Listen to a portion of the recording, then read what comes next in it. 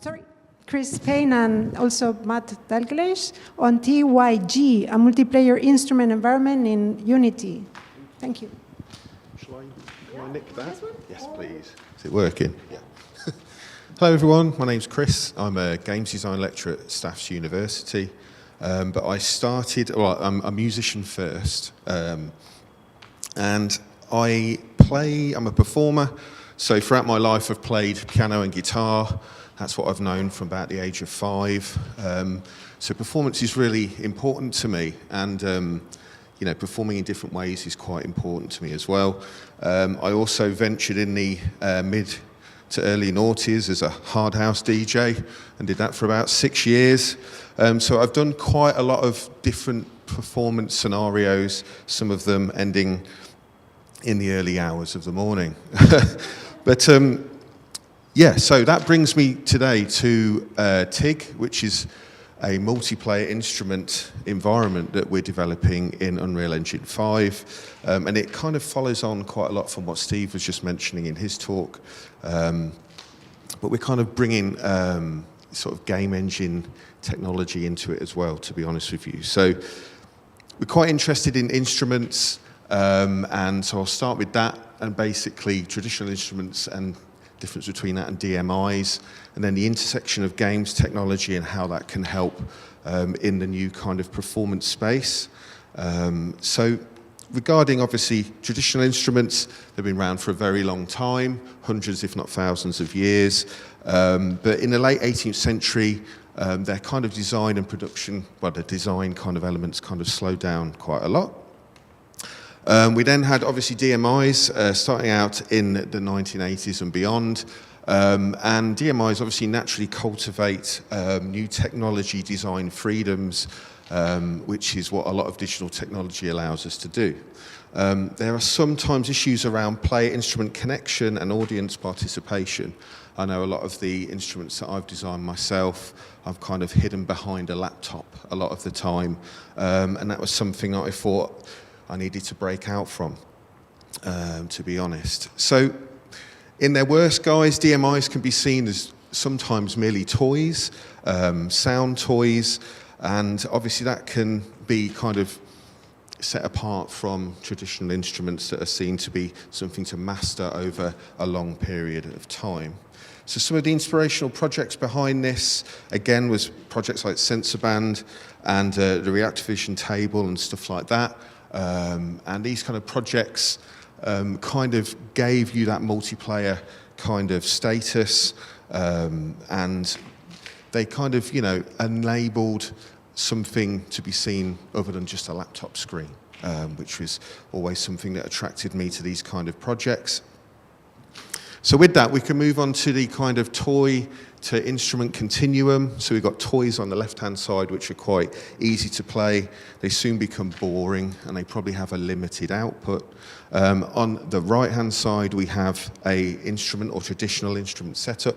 So instruments are naturally fairly difficult. They have a very varied output, and they can be highly expressive. And the massive inspiration around this project, or the question we were asking, is we were looking at that fertile ground in the middle, and, you know, basically, you know, what can we try and do to bridge these two things and just see if we can intersect them nicely. So we looked at multiplayer video games as a kind of intersection to that toy to instrument continuum, and basically how game engines can be used in the creation of DMIs. So we chose to use Unreal Engine in this scenario. It's an engine I use quite a lot in my day job, and it now comes UE 5.4 with the MetaSounds system built in, which is basically like your PD or your Max. It just looks a bit prettier, I think, in a lot of respects. But I do love PD, okay? I still love PD. And ironically as well, if it wasn't for PD and visual scripting that I learned with Max and PD, I wouldn't have got into Unreal Engine. So those intersections are vital to me as a practitioner. And so taking that forward with meta sounds in Unreal Engine, you can still build synthesizers, right? So this is a subtractive synth that's behind TYG, the system that I'm going to try and show you in a bit, and we've got a demo through there as well if you want to come and have a look. So, you know, it's very similar to PD and Max. You've got like an oscillator section. These bits here are the equivalent of sub-patches, yeah? So it's the same kind of idea around, you know, visual programming and scripting, that kind of thing. So moving on to the system itself, TYG is a local player system.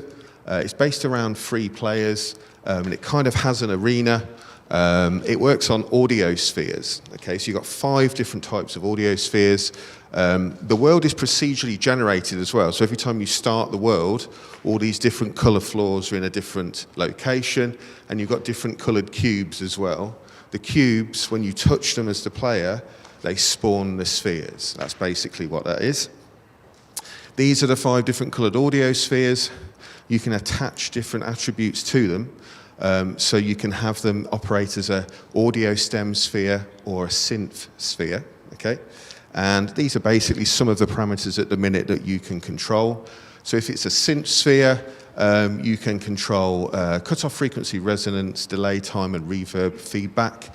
And that works on ball mass and also the speed of the ball in the world as well. So if the ball rolls faster, then the cutoff frequency allows more harmonic frequency content through. That's basically how that works. The stem sphere, at the moment, you can literally attach audio files to those stem spheres. And if you touch the sphere when it's a stem sphere, you can basically turn the volume on and off on different audio stems that loop around.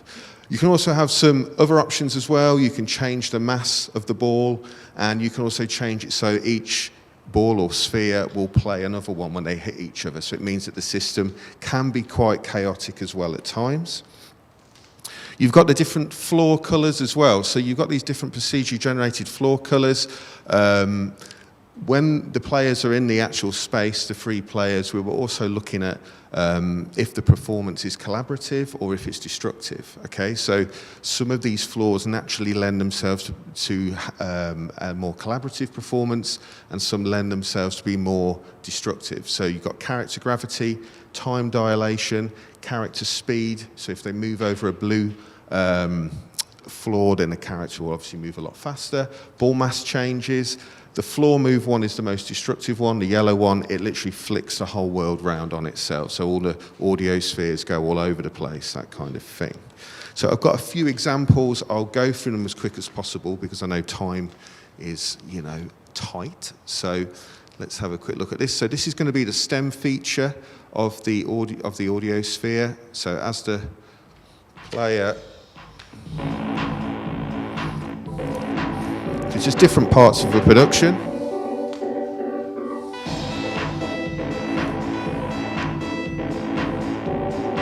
So it's literally that simple.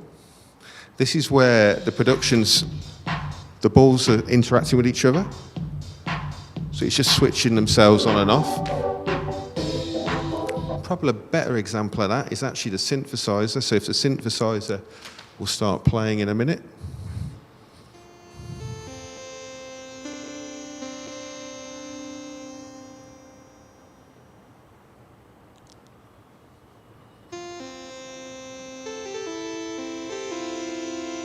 So naturally, as the spheres roll into each other, you get this melody that comes out.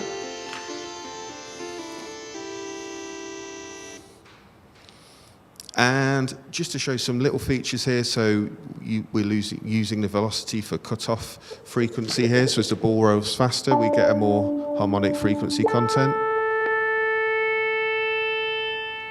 Like that. And then we got reverb feedback here. As it rolls down the hill, it'll start feeding back on itself.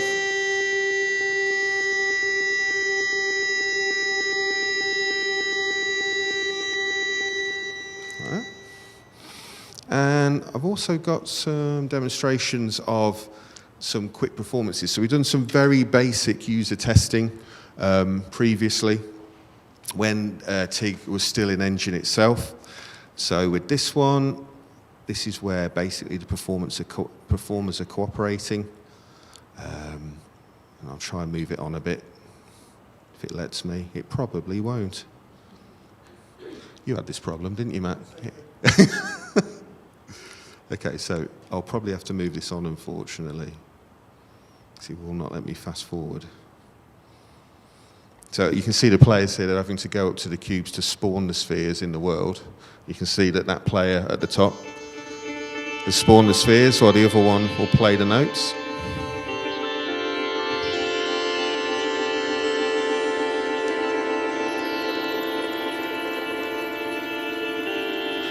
So because the balls are controlling reverb feedback and delay time, we get some quite crazy looping sounds.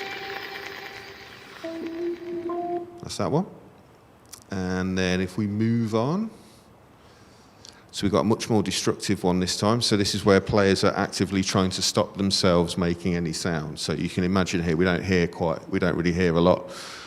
So we've got a player here that's on the floor, move floor. So that means if they keep jumping on it, the actual whole world will spin around. We've got time dilation going on as well. So at the minute, there's obviously been nothing, there's no sound whatsoever. I'll move it on. Cool. So we've got some initial feedback saying that TYG is pretty engaging, lots of opportunities and possibilities, but it's also quite hard to control. And it might take some time to master. And the updates for now, very quickly, is we've now got a UI on TYG, and it's now a Windows application. So it means that you can use it next door, and you can set the spheres on a nice menu system, and all the properties of those spheres as well.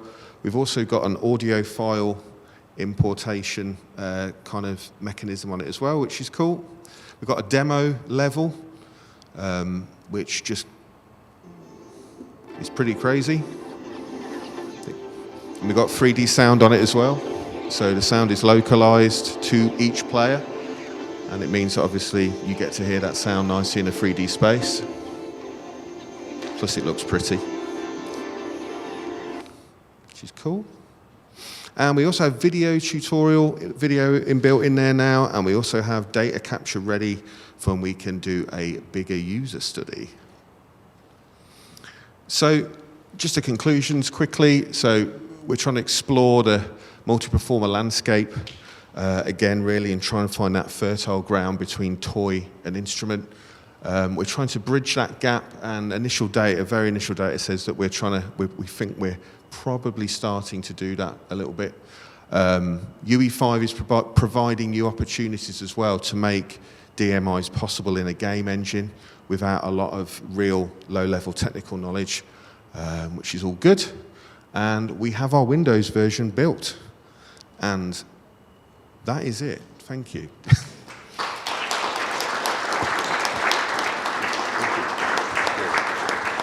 Thank you. Thank you, Chris, for a great presentation. Any questions? Yes. Did you find there was like a kind of a sweet spot that people found between the level of like automated sound like we saw in the last clip and then like complete player control? Were people sort of, what was the feedback around like balancing those two things?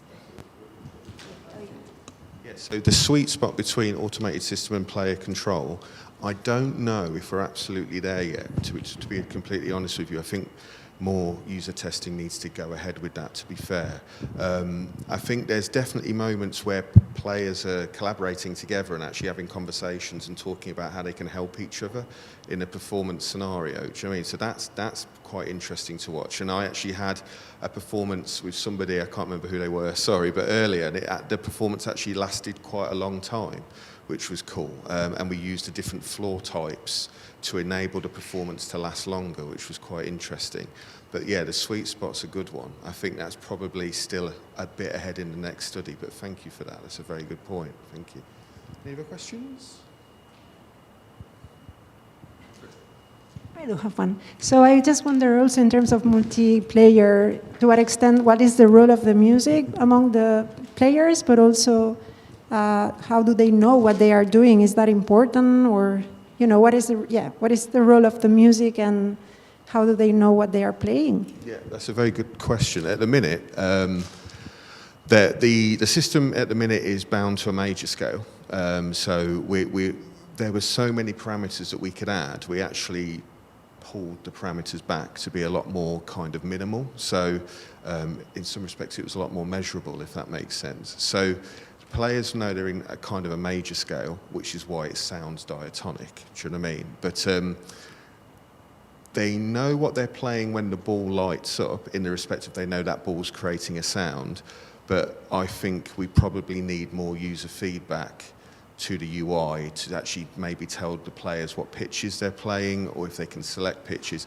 I was actually saying earlier that in the UI you can select the ball parameters, like the compositional parameters, but as soon as you get in the world, you have no information of that. So I think an improvement of this would be to basically just put on the UI in the world what parameter is assigned to each ball. So I think that's probably as well another step forward. So thank you for that. Thank you. Thank you. No worries. So I guess there's no more time now. We should really kind of start the break for the demos, and I hand. Okay, so Thank again to the speakers. exactly. Thank you very much indeed.